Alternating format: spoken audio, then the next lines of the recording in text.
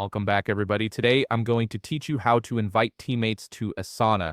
If you're managing projects and need to bring collaborators on board, this process makes it incredibly simple to expand your workspace and get everyone working together seamlessly.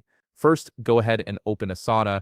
Once you're in your workspace, direct your attention to the bottom left corner of the screen where you'll find the plus button, also known as the Create button. This is your hub for adding new elements to your Asana workspace, from tasks to projects to team members. Click on it to reveal a drop-down menu with several options.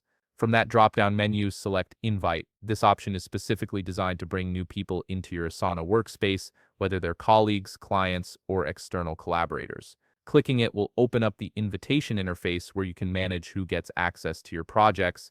Now you'll see a field where you can type the email address of the teammate you want to invite. Simply enter their email here. Asana will use this to send them a personalized invitation link, so make sure the email address is correct to avoid any delays in getting them on board. Here's where you have an extra layer of control. If you want to add this teammate to a specific project right away, look for the Add to Project dropdown. Click on it and select the project you'd like them to join immediately.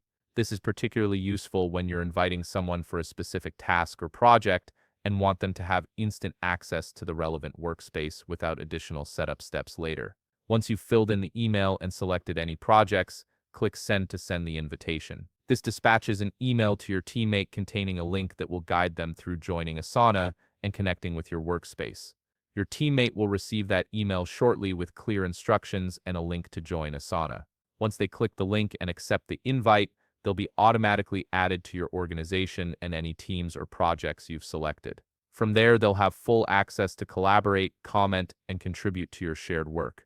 If you found this video helpful, please leave a like, subscribe, and see you in the next video.